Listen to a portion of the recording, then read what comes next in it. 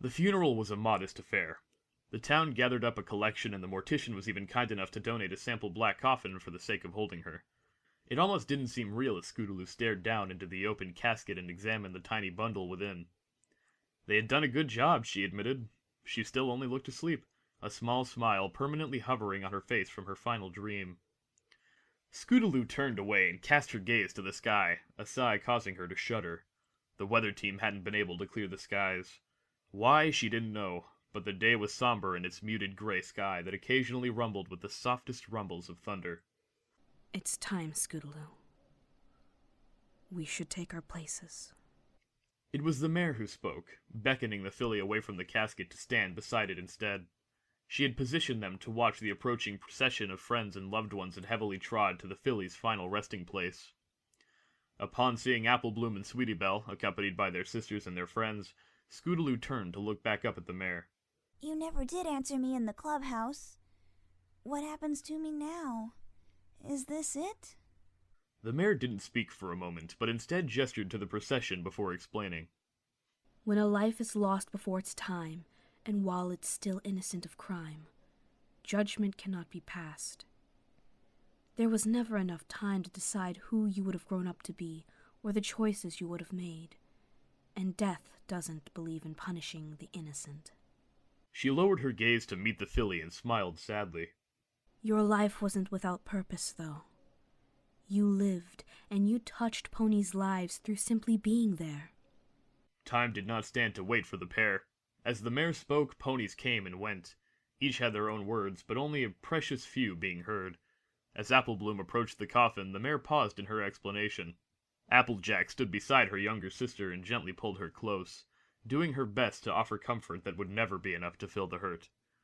The little filly spoke with a seriousness that Scootaloo had never before heard her friend take upon any matter before, even her own heart's desire in obtaining her cutie mark. You were never supposed to die, Scootaloo. You're one of my best friends, and you were like another sister to me. We were going to grow up together and find our special talent. And now I don't know if I can without you. I miss you, and I loved you. So even if I can't find my special talent, I'll keep looking for yours. You're so special, and I hope, if you can hear me, that you know I admired you, and I'm sorry about the argument, so please forgive me, 'cause Then the tears took her again, and she was led away by her sister to piece back together a broken heart. As Applebloom was led away from the coffin, Scootaloo felt her composure beginning to slip. She bit down hard on her lip and willed herself to keep what little she had together. The mare noticed the filly struggling to handle the scene and allowed her to compose herself again before continuing her explanation. What happens now is this. Your death, much like life, is what you decide it is. It is your choice to make what happens now. Yours to decide what your heaven will be. But please. Her voice faltered as she lowered her head, as though weighed down by the sorrows of the world. Once you choose, you can never go back. Your heaven can change, but you have to do it on your own. I can only help you the first time. So please, make your decision wisely.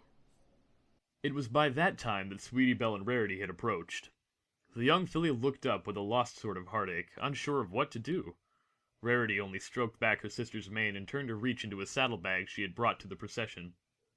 From within, she pulled out a garment designed for a young mare. It was a long, flowing cape lined with the shimmering gold of Celestia's sun. The rest was comprised of a rich, heavy scarlet velvet. In the middle was a much more intricate design, 3 mares of all creeds joining in the center. The earth pony and the unicorn were mere silhouettes, but between them they held the magnificent wings of a Pegasus. Carefully, she draped it over the coffin and nodded to Sweetie Belle. Soft at first, the little filly began in low, trembling tones, but as she closed her eyes and turned her head to the heavens, her voice grew louder and louder as she sang.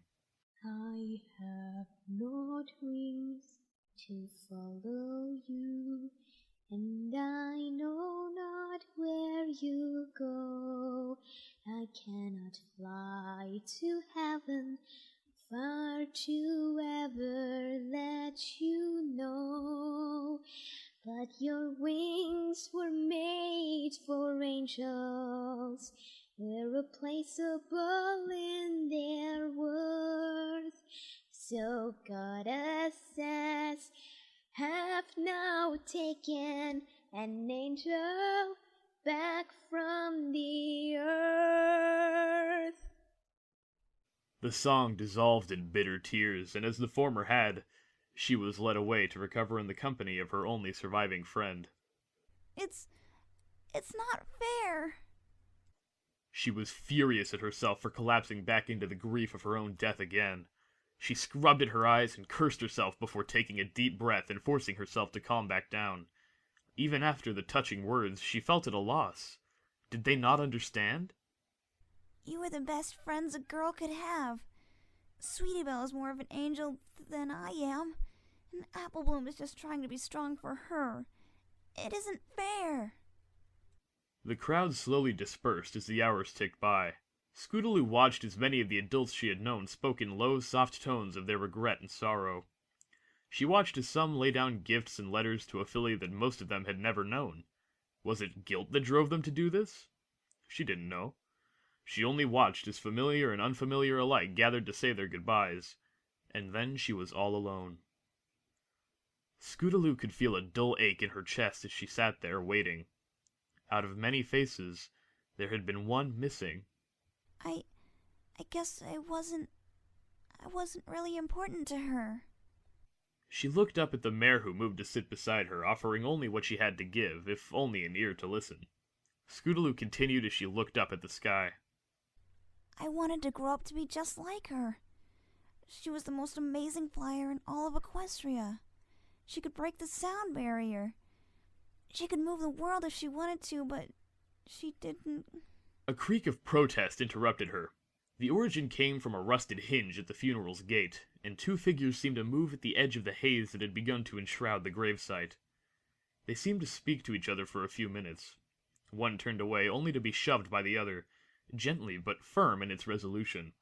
As one ushered her companion nearer, their voices began to materialize. I can't. Oh, Celestia, please. I can't do this. Yes, you can. I know this is hard, and it's going to be hard for a little while longer. But if you don't do this, then you'll never get another chance. Please. The silhouettes began to become clearer outlines, and Scootaloo's eyes widened as finally they stepped into visibility and approached the coffin. Hey, kiddo. It's me. Oh, Scootaloo! I'm so sorry! The mare choked, a cry of anguish ripping itself from her heaving chest. Tears blinded her as she bowed her head and rested against the coffin. I'm so sorry. If I had known, I should have. I'm so stupid, Scoots. I should have seen what was going on. You were the first filly to believe in me. You looked up to me. You depended on me. And I was so blind. It should have been me. She cried, beating the earth below her with her front hoof. It should have been me. I'm so sorry. I loved you, Scootaloo. And I never told you that. It didn't have to be this way. And it's my fault. I'm sorry. Please forgive me, Scootaloo. It was then Fluttershy tucked her wing around her friend and held her close. It was disturbing in its way. Scootaloo could find no words for what she saw before her. The strongest flyer in Equestria now bowed before her, broken and inconsolable by even her closest friend. She had never seen Rainbow cry before. She had never even known if the confident mare was capable of allowing herself that relief. That didn't matter to her anymore. Scootaloo had mattered. Now it was too late. Yet, at the same time, Scootaloo couldn't bring herself to anger. She had been angry at times, yes. Why had no one ever looked for her? Why had her parents failed to take care of her? Why had Rainbow never once asked if everything was okay with her home life, or known there had never been a home for her to go back to? In life, those things had made her angry. Now they only made a deep sigh well within her as she wished she could tell Rainbow her true feelings. She had never blamed any of them for what had happened, and she never would. They never needed to ask for forgiveness because they were never blamed. But how could they know? How could they hear a voice come from a mouth that would never move again? Fluttershy did her best to console Rainbow for the time that passed so slowly. Finally, after a moment in eternity that lasted what seemed forever, Rainbow got up. The mare silently pulled out something she had tucked beneath her wings, placing it on the coffin and whispering a final Goodbye. before turning to leave with Fluttershy at her side. Once they had finally gone, Scootaloo brought herself to look at it. It wasn't a second longer before she couldn't look at it any more and turned away. The crown of Equestria's best young flyer had been placed over the cape Rarity had left behind. It had been Rainbow's pride and joy. It had been her happiness and inspiration. And now it was only a memory they would never share, and a broken dream. She would never get to see her fly, so there was no reason to wait for the next best flyer, her flyer, that had never gotten to soar. As they reached the gate to the funeral, Rainbow stopped one last time to cast a glance back at what could have been. She couldn't see Scootaloo staring back at her, nor could she see anything more through the tears that blinded her. Now truly alone, the air was silent. The filly and the mare sat together there for a long time, the filly staring off into a nothingness that stretched endlessly before her. There were endless possibilities now to fill the void of all that she would never grow up to realize. The destination of heaven now loomed to replace the journey of life to reach it. There was no hurry to get there. She had all the time in the world now. The mare knew this just as well as she did, and did not move to disturb the filly's thoughts. Days passed in the course of those thoughts, and Scootaloo uttered not a word. She sat there, perfectly still, staring sadly into forever, then merely stared back. Tears would occasionally brim and flow down her features, but even those waned and ended as time passed. Finally, on the first morning of winter, she spoke. I've decided. The words came from absolute silence. The mare started at the sudden resolution in such a young filly's voice, but listened to hear what she had deemed worthy of heaven. Over thousands of years she had heard and seen many different heavens.